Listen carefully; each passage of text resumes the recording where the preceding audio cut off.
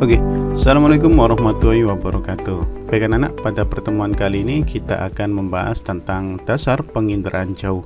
Materinya kelas 10 ya. Yang bukan kelas 10 bisa tetap melihat video ini untuk menambah informasi dan juga pengetahuan. Oke, sebelum kita bahas tentang definisi atau pengertian penginderaan jauh, di sini ada satu contoh hasil penginderaan jauh yaitu citra. Ini adalah kenampakan stadion sepak bola, salah satu stadion yang ada di wilayah Kabupaten Gresik di Jawa Timur ya, namanya Gelora Joko Samudro. Jadi ini kalian bisa lihat di sini adalah tribun ya, di sini adalah lapangan sepak bolanya. Singkatnya, ini adalah stadion sepak bola, gitu aja ya. Oke, coba kalian perhatikan. Sekarang saya akan mengajukan pertanyaan, silakan kalian jawab sendiri ya. Oke, apakah kalian masih bisa lihat di mana stadionnya? Apakah kalian masih bisa melihat stadionnya di mana? Bisa kan? Oke, sekarang apakah kalian bisa melihat di mana stadionnya? Nah, sekarang di mana stadionnya? Selanjutnya, di mana? Di mana? Oke. Jadi nggak kelihatan kan stadionnya di mana? Itu adalah salah satu proses atau bentuk cara kerja dari penginderaan jauh. Nah, dari situ kalian bisa melihat di mana lokasi atau informasi yang bisa kalian cari tanpa kalian ke situ. Nah, ini sedikit tentang definisinya. Oke, jadi ada 4 pembahasan, yaitu definisi, komponen, proses, dan juga hasil penginderaan jauh yang kita bahas kali ini. Yang pertama kita akan membahas definisinya terlebih dahulu. Nah, penginderaan jauh ada yang menyingkat menjadi inderaja ya. Jadi kalau saya tulis di sini inderaja, kalian jangan bingung. Inderaja itu adalah penginderaan jauh. Apa sih definisinya?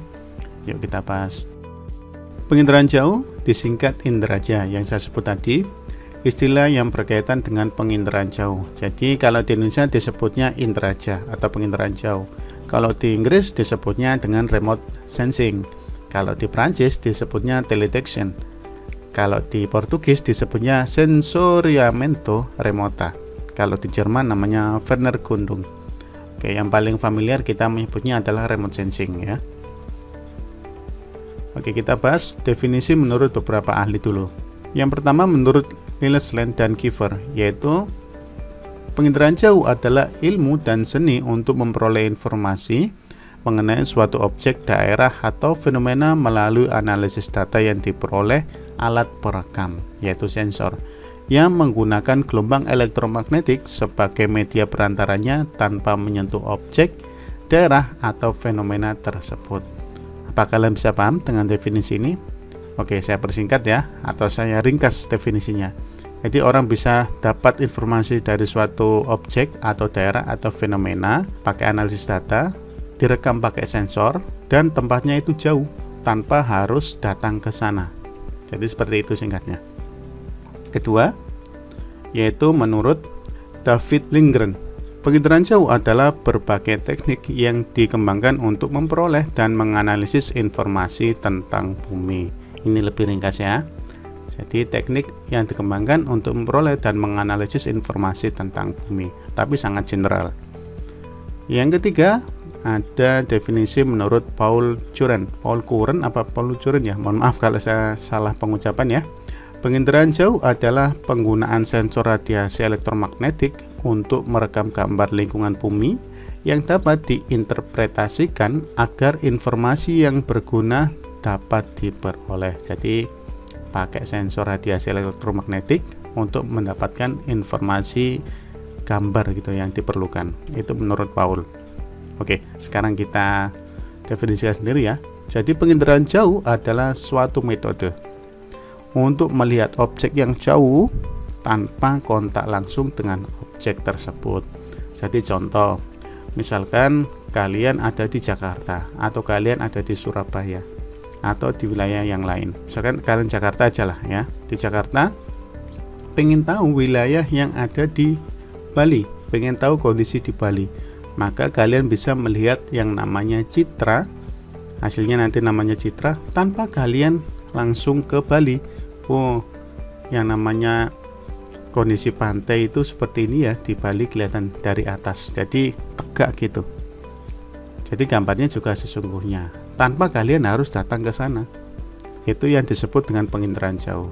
Pokoknya intinya kalian bisa mendapatkan informasi satu wilayah yang jauh dari tempat kalian tanpa harus datang langsung ke tempat itu. Intinya begitu nak ya. Oke, semoga kalian bisa paham ya tentang definisi penginderaan jauh.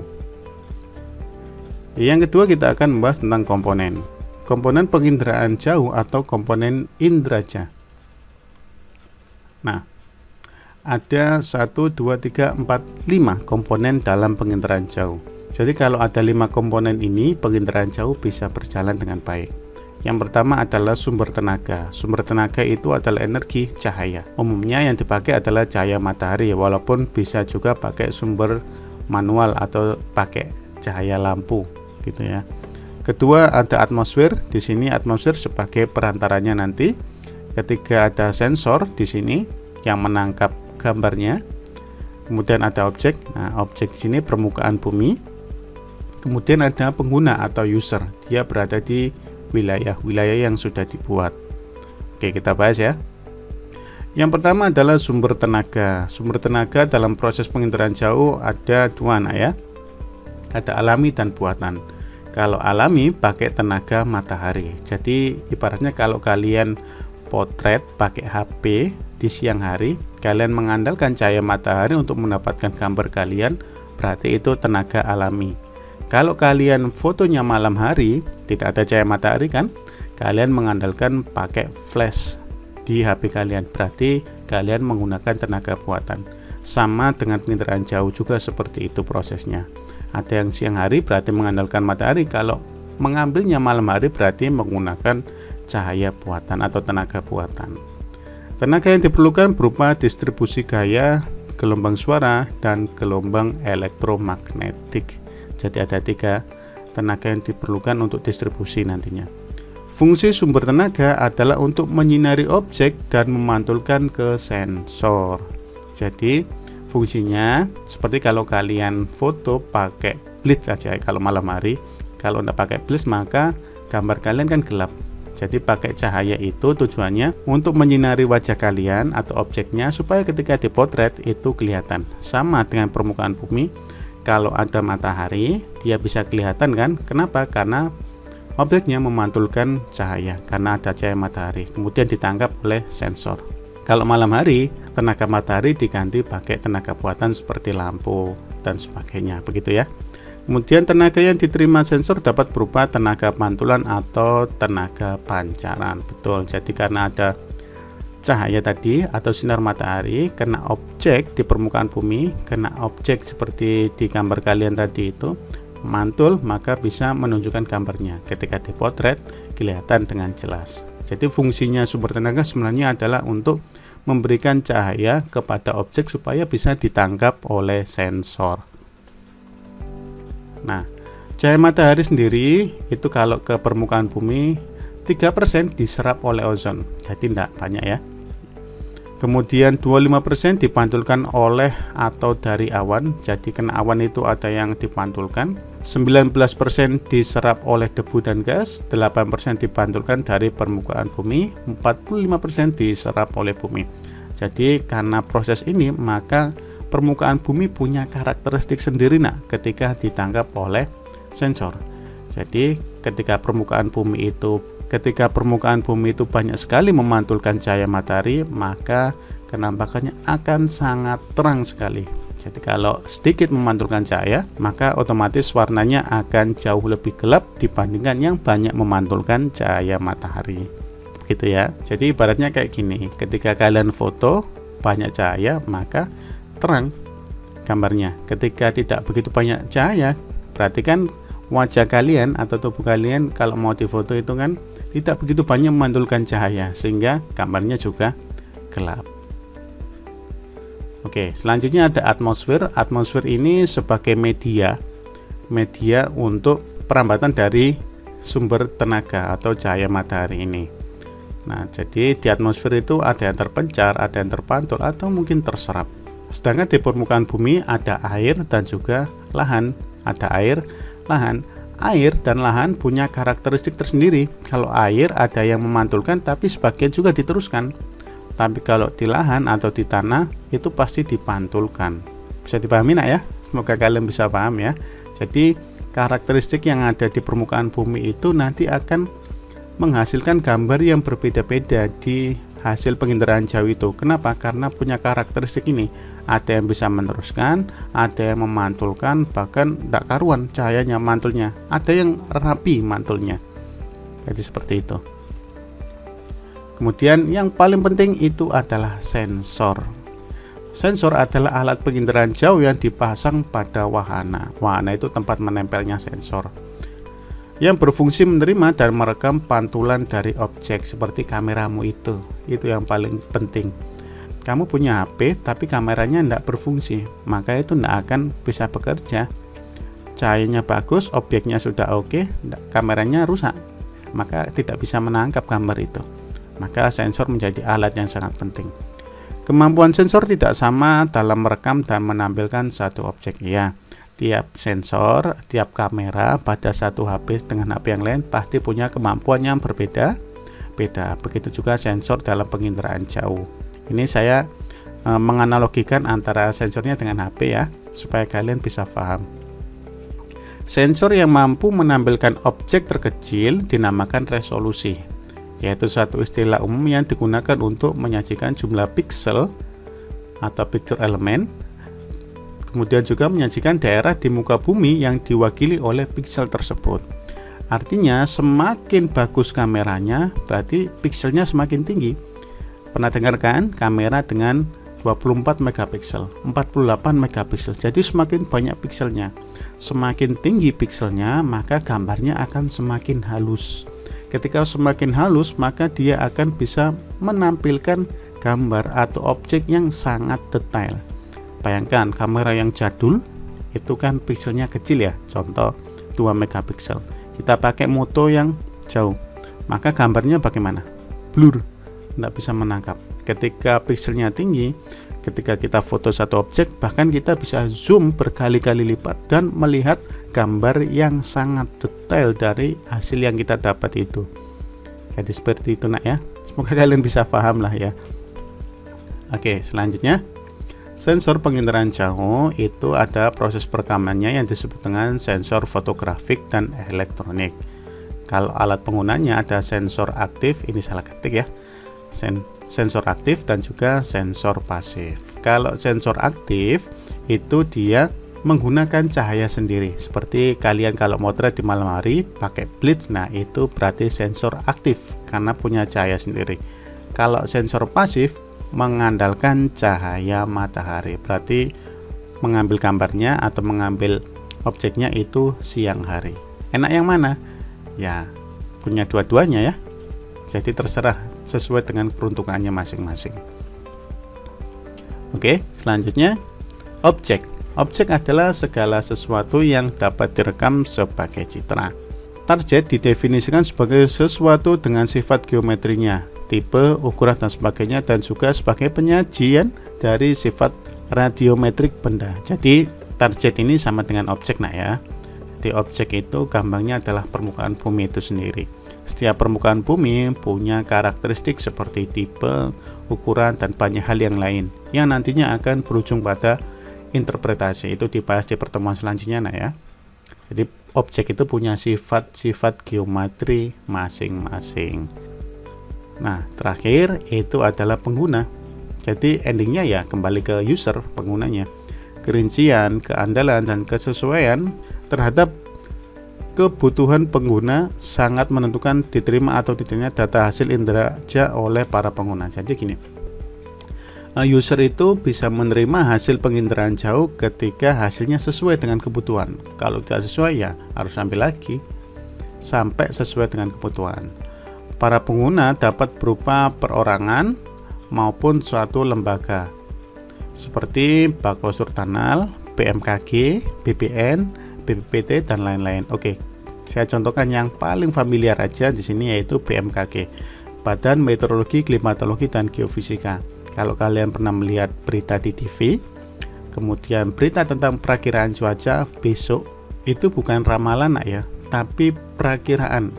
Dia bisa melihat bagaimana pergerakan angin dan juga pergerakan awan, sehingga dia bisa lihat dan bisa memprediksi besok kira-kira hujan apa enggak ya. Nah, apakah dia datang ke sana, ke laut atau ke wilayah yang dituju? Ya enggak, cukup pakai penginderaan jauh ini, maka user bisa mendapatkan informasi tersebut, sehingga bisa disampaikan kepada kalian semua bahwa besok perakiraannya hujan apa tidak hujan, seperti itu ya. Semoga kalian bisa paham nak ya.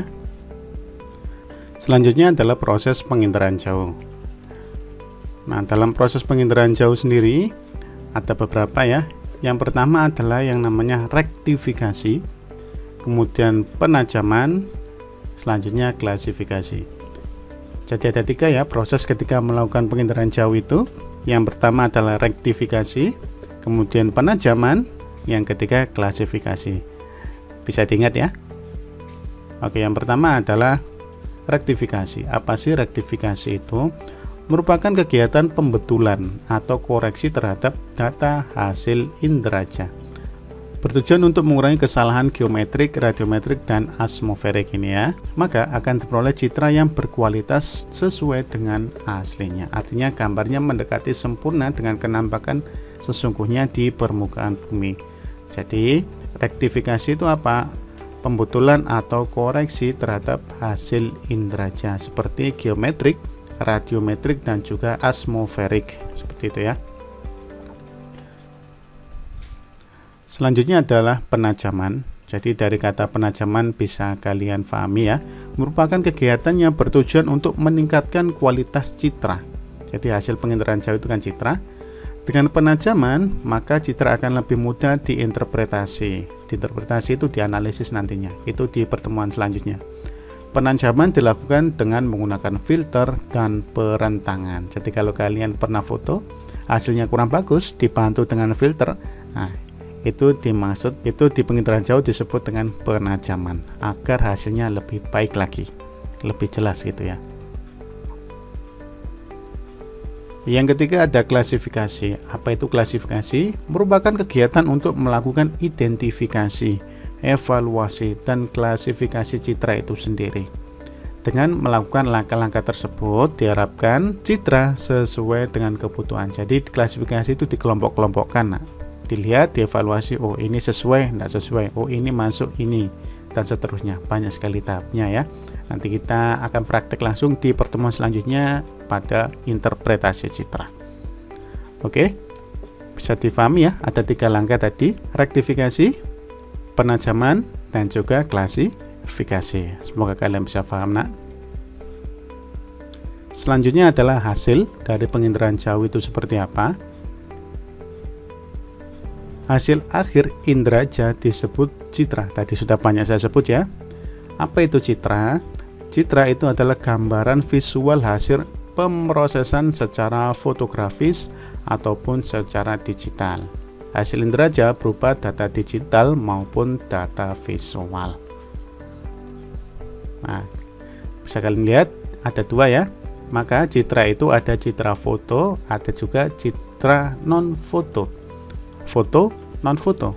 Bedanya di mana? Ini yang foto dihasilkan dengan menggunakan sensor kamera. Jadi kalau kalian potret itu foto. Sedangkan citra non foto itu dihasilkan oleh sensor yang bukan kamera. Seperti apa ya? Yuk kita lihat. Oke, sekarang kita lihat ada citra foto berdasarkan spektrum elektromagnetik. Ini adalah foto pankromatik yang sebelah kiri ini. Foto pankromatik merekam seluruh spektrum cahaya tampak sehingga objek yang terekam sesuai dengan kepekaan mata manusia, benar-benar sesuai dengan mata manusia, atau bahkan di pankromatik itu ada yang pakai hitam putih itu ya. Kemudian di sini ada infrared atau inframerah. Foto yang merekam spektrum inframerah, jarak dekat dengan panjang gelombang antara 0,7 mikrometer sampai 0,9 mikrometer. Jadi gambarnya merah-merah. Merah itu menunjukkan kenampakan vegetasi nak ya. Jadi kalau pakai elektromagnetik bisa seperti ini, yaitu inframerah khususnya. Jadi yang merah-merah ini apa? Merah-merah itu yang ditangkap adalah tumbuhan. Kenapa kok merah? Karena inframerah bisa menangkap yang namanya klorofil. Jadi semakin banyak klorofil maka semakin merah.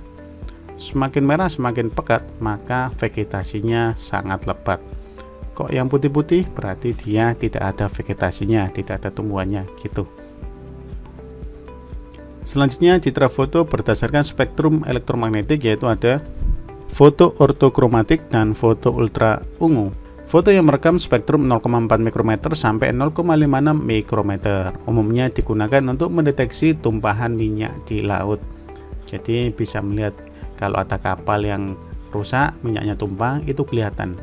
Ada foto ultra ungu, foto yang merekam spektrum ultra ungu antara 0,29 mikrometer sampai 0,4 mikrometer. Spektrum cahaya tampak tidak ikut rekam dalam foto. Jadi gambarnya seperti ini, nak. Selanjutnya berdasarkan sumbu kamera. Sumbu kamera, jadi ada yang miring, ada juga yang tegak. Ketika kalian moto itu tidak tegak lurus, ya berarti miring. Jadi ini miring ya. Kalau ini tegak, dari atas kelihatan langsung. Nah, kelihatan ya bedanya ya antara miring dan tidak miring. Nah, ini adalah citra non foto. Dia pakai gambar satelit dan juga UAV. Perbandingan antara citra satelit dan citra dirgantara. Citra dirgantara dibuat dengan wahana yang beroperasi di udara. Misalnya citra inframerah, termal yaitu panas, citra radar, dan citra MSS. Citra satelit dibuat dari antariksa atau angkasa luar. Jadi dia pakai satelit ya, bukan foto.